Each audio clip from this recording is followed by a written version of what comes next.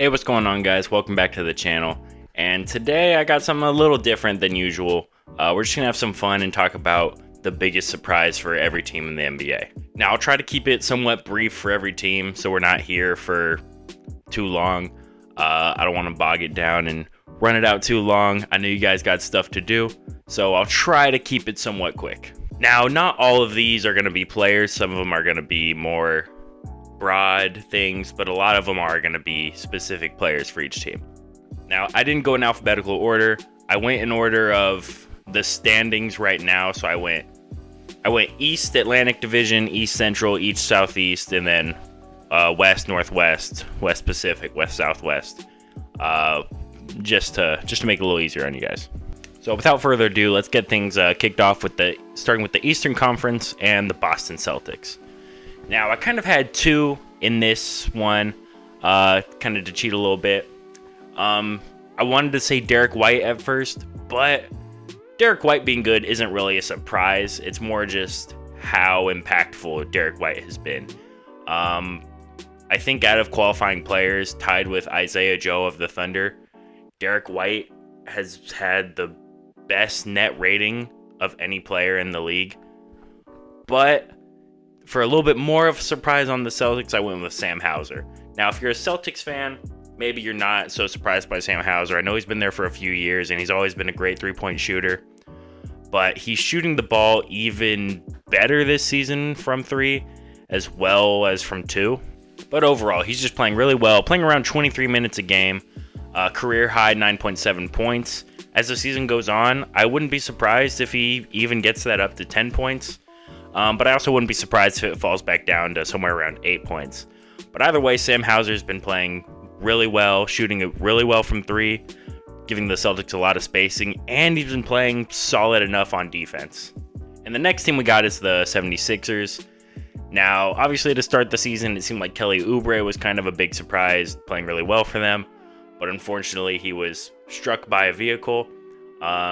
He's doing well, thankfully, so wish him all the best. But with that being said, I would say the biggest surprises for this team have been, one, Nicholas Batum. Ever since they acquired Nicholas Batum from the Clippers, he's been playing a lot of minutes and been playing really well. It almost just kind of seems like whenever we start to think Nicholas Batum is done, he might be near the end of his career, he just reminds everyone like, nah, I'm an NBA player. I got this. I'm good.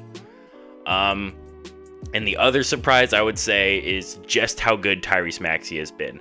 Now, we already knew Tyrese Maxey was a great player, but I think he's kicked it up to a level even above where we thought he might be. To keep it short for the New York Knicks, I'm giving the surprise to RJ Barrett. I could have gone with Julius Randle and just how bad he was playing earlier in the season, but I think he's coming around a little bit, so I'm going to give it to RJ Barrett and just how great of a shooter he's been from three. He's shown flashes of this in his second season, and as long as he can keep this up, I think the Knicks will be a dangerous team. Next up will be the Brooklyn Nets, and their biggest surprises, I think, have been Lonnie Walker and Dorian Finney-Smith. Lonnie Walker is the kind of guy where, coming into the league, I really believed in him as a draft pick, but then he kind of struggled a lot. So it's been kind of nice to see him rejuvenate his career last year with the Lakers, and this year again with the Nets, scoring around 15 points off the bench. He might be in the running for Sixth Man of the Year. That might be cool to see. And Dorian Finney-Smith, traded to the Nets from my favorite team, the Dallas Mavericks. I hated to see him go.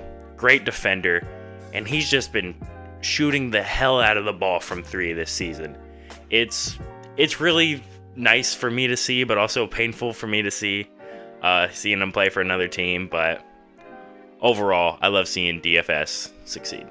Next up, we got the Toronto Raptors with Gary Trent Jr. and his kind of poor shooting from the field. He hasn't been too great. But also on a more positive note, I would say Chris Boucher has been a real positive presence for them. I think when he came into the league, a lot of people liked him. But over the past few years, I think the opinion about him had kind of started to shift to where, like, he's just not really a great player. But I think he's been pretty solid for them this year. And he's shooting it well from three as well, which is interesting to see. And just to round it out, I'm not really surprised that Dennis Schroeder's playing well. I believed in Dennis Schroeder, but he's been playing pretty darn well, and I think that's catching a lot of people by surprise. Now for the Bucks, the easy answer is the defense, so that's the answer I'm going to go with. But I do think it's trending in the right direction. Their defense has been getting a little better, but it's still not great. And I think that's not the biggest surprise because obviously defensively they downgraded from Jrue Holiday to Damian Lillard. But I think me and most other people expected that the defense would be good enough. You know, Giannis, Brook Lopez, and then you got guys that play hard like Pat Connaughton. And, you know, Jay Crowder's still on the team.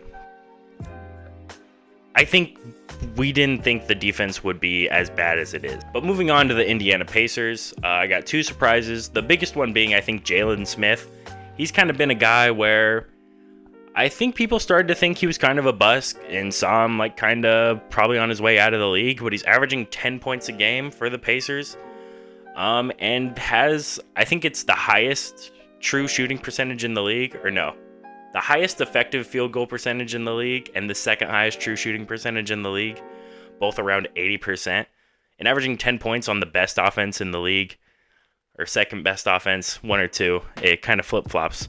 But yeah, he's looking like a really good player, and he's shooting the ball well from three in pretty limited attempts, but still. And then also Tyrese Halliburton. We knew Tyrese Halliburton was great, but I don't know how many people really expected him to be this good. And now moving on to the Cleveland Cavaliers, their biggest surprise has been the guy Craig Porter Jr. Now, I'm going to be honest, coming into this season, I had never heard of this guy. He's a rookie, an undrafted rookie, and he's just been playing really well for the Cavs.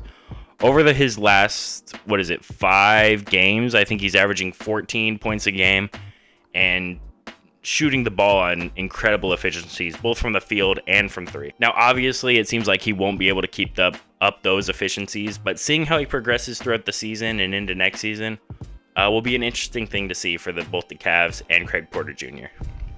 Now, for the Chicago Bulls, this is painful. I used to be a really big fan of the Bulls back when I was younger because I was a big fan of rookie Derrick Rose.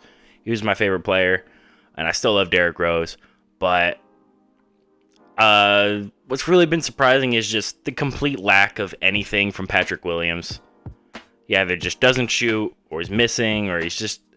it just feels like he doesn't do anything. And also, I would say it's kind of a surprise that Ayo Dosunmu isn't playing more. I thought we'd see a little bit more minutes from Ayo Dosunmu, especially with the team playing this bad. I would think that you'd want to see what he has. Now for the Pistons, I think one of the biggest surprises has been Jaden Ivey's kind of weird and inconsistent minutes.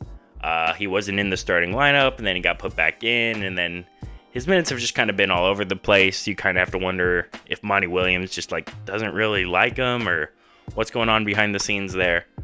But I would say that's one of the biggest surprises I've seen for the Pistons, especially considering that they don't have that much spacing, so he's probably one of their better shooters right now until Bojan comes back. But yeah. And for the Orlando Magic, I would say their biggest surprise has been their backup center play. Now, Wendell Carter Jr. has been out for a while now, so Goga Bitadze's been starting, and he's been holding it down, playing really well.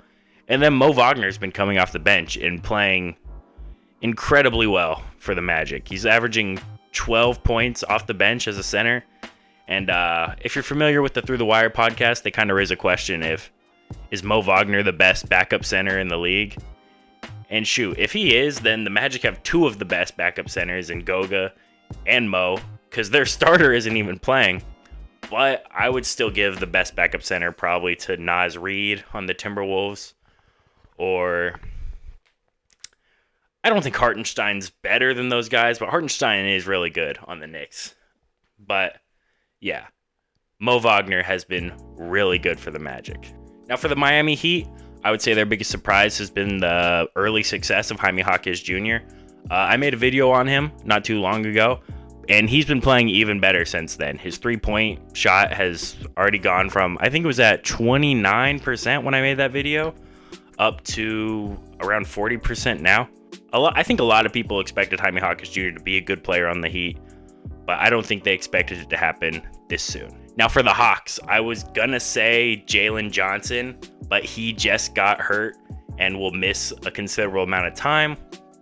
So that being said, I think I'm going to go with AJ Griffin not getting a lot of minutes. I think that's his name, right? Yeah, AJ Griffin. I'm surprised he's not really part of the rotation. Maybe he will be now that Jalen Johnson's out, unfortunately, but we'll just have to wait and see. For the Charlotte Hornets, I think the success of Brandon Miller. A lot of people at the draft were dissing the Brandon Miller pick, saying that it was a bad pick, it should have been Scoot. But Brandon Miller's been proving people wrong. He's looking really good out there. And it's also kind of surprising that Miles Bridges is on the team. It's just kind of weird. For the Wizards, I would say that Deni Avdia's shooting has been a pretty pleasant surprise. He's shooting 40% from 3 right now, which is the best of his career. And I would also say that Bilal Coulibaly has been a nice surprise. Not that people didn't expect him to be good, but people thought he was going to be a really raw prospect. And he's kind of been pretty good out of the gate. So that's really nice to see. Okay, now moving to the Western Conference, we're going to kick it off with the Timberwolves. And I think the biggest surprise for the Timberwolves is how well their bigs fit together. Naz Reid, Rudy Gobert, Karl Anthony Towns, all kind of coexisting on the same team. And last year it didn't look too great, but this year they're making it work and they've been a great team so far. Now for the Oklahoma City Thunder, I think their biggest surprises have been Chet's offensive game.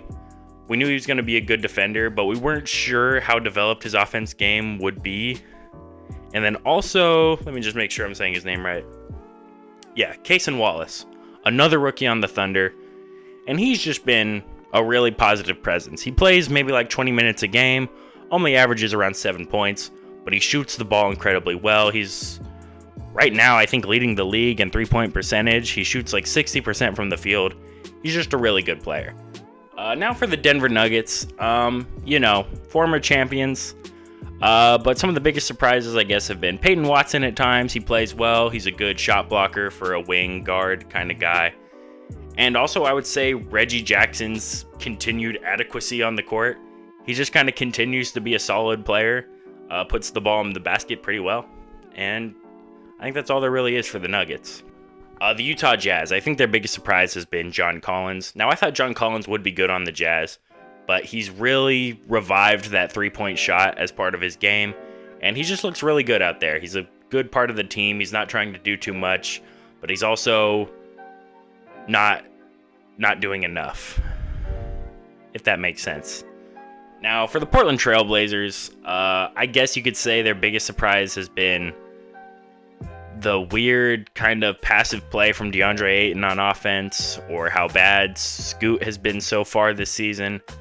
But to keep it a little more positive, I would like to say that Matisse Thybulle's offensive game has been a pretty pleasant surprise. He's shooting well from 3, and he's shooting it pretty well from the field, which was a big question mark for him throughout his career.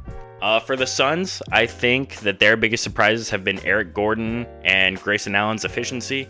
Now, we all knew Eric Gordon could put the ball in the basket, but he's getting up there in age, and they've been missing a lot of their top-end talent. So it seems like a lot of shots would fall on Eric Gordon, but I'm kind of surprised at the rate of which he's hitting his shots. So he's been playing really well this season. And Grayson Allen, who kind of got off to a rough start this year, has turned it around, and he's playing really well, shooting it from deep, over 40%, maybe over 40. Wait, let me just check. How well is Grayson Allen shooting it from 3? Yeah, so far this season, Grayson Allen is shooting it 47.5% from 3. Obviously, I doubt he'll keep that up, or he won't keep that up, but that's really impressive so far.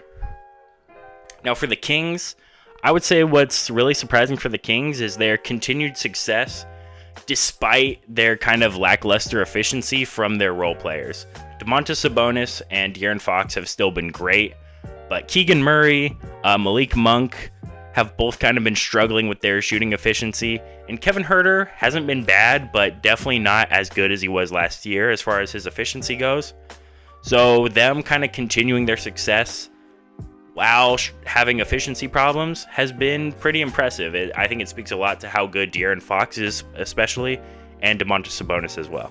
Now the Lakers, I think the easiest answer to say is their inability to play winning basketball when LeBron's not on the court.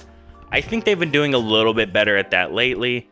So I'll throw in another one and talk about Cam Reddish. Cam Reddish has been a pretty positive player for them. He plays pretty good defense. He's shooting it probably better from 3 than he has at any other point in his NBA career.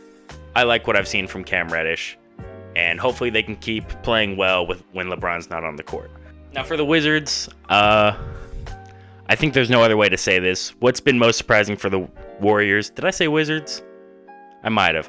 What's most surprising for the Warriors is just how terrible Andrew Wiggins has been. Andrew Wiggins has been horrible, and there's no other way to say it. And for the Clippers, I'm not really sure what to say for the Clippers, you know?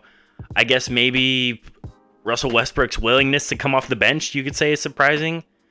I can't say it's surprising that they're bad with James Harden, because now they've kind of turned it around and they're looking really good again. And I'm just not really sure where I fall on if they're good or bad. So I guess I'll have to go with Russell Westbrook's willingness to come off the bench. My favorite team, the Dallas Mavericks. I think the 2 biggest surprises have been Derrick Jones Jr. We kind of signed him as a minimum guy, but he's come in, slid into the starting role in pretty much every game, and he's played really well. He's shooting the ball well from 3. He's dunking it. He's playing okay enough defense, but he's been a good player for the team. And then also Derek Lively II, coming in as a rookie, holding it down on defense, throwing it down on the pick and roll. He did just have a lower back injury, so hopefully he'll be back soon and ready to play. The biggest surprise for the Houston Rockets has probably been that they're actually a good team. I didn't really expect it. I wasn't high on the Rockets. I know a lot of other people were a little bit higher on the Rockets than me, but I didn't believe in them at all. I guess Udoka is a good coach after all. And the other surprise has been Şengün's defense. Everyone saw him as a liability on that end of the floor, but he's been pretty solid on defense. Now for the Pelicans, I'm honestly not really sure what to say for the Pelicans. I gotta be honest. I don't know what to say for the Pelicans. I guess, if anything, their inability to stay healthy. But I don't know. There's, they're playing fine. They're not playing great. It's like, whatever. No one's overperforming. I guess Matt Ryan has been really good for the Pelicans. And then he got hurt. So that kind of plays into their inability to be healthy. But Matt Ryan was playing really well for the Pelicans before going down with an injury. Now for the Grizzlies, everything's just not going well for the Grizzlies. Honestly, though, I didn't expect them to be good, especially after Steven Adams got hurt. I made a video about it earlier in the year that I expected them to miss the play-in tournament. I expected them to be like the 11th, maybe even 12th seed. But it's looking like they might be the worst team in the West. And, I didn't really expect that. But I guess something specific that might be surprising is Jaren Jackson Jr. is shooting really poorly from the three-point line. I feel like in the past he'd been a pretty good three-point shooter, but let me just make sure I'm not tripping real quick. Yeah, in the past he had shown he could be a pretty good three-point shooter, but this season he's shooting under 30% from 3, and it's just not going well for the team at all. Now, finally, to round it out for the Spurs, I guess if I had to say anything, it would be that Devin Vassell doesn't shoot the ball more. I know Vic is the focal point, but Devin Vassell seems right now kind of like their most reliable scorer. And also, I guess a lot of people don't like the Jeremy Sohan point guard experiment. I think I like it more than most people, but I will agree that I'm surprised they don't make more adjustments to get Vic the ball more, because Sohan isn't the best at that. I'm surprised they don't make more adjustments to address that specifically. Whether that's playing Trey Jones more at the point or whatever it may be. But yeah, that'll round it out. That'll finish it up with the Spurs. I think that was all 30 teams. Yeah, that was all 30 teams. The most surprising thing from each team, at least for me personally. Let me know down in the comments what you guys think is most surprising from your favorite team or from a team you enjoy watching. What do you think about what I said? Was I right? Was I wrong? Just let me hear it, Hey, if you watched the video this long, I assume you must have liked something, so go ahead and give the video a like. maybe subscribe to the channel. It really helps me out, helps the channel grow and get the video out there. But either way, I'll see you guys later. Peace.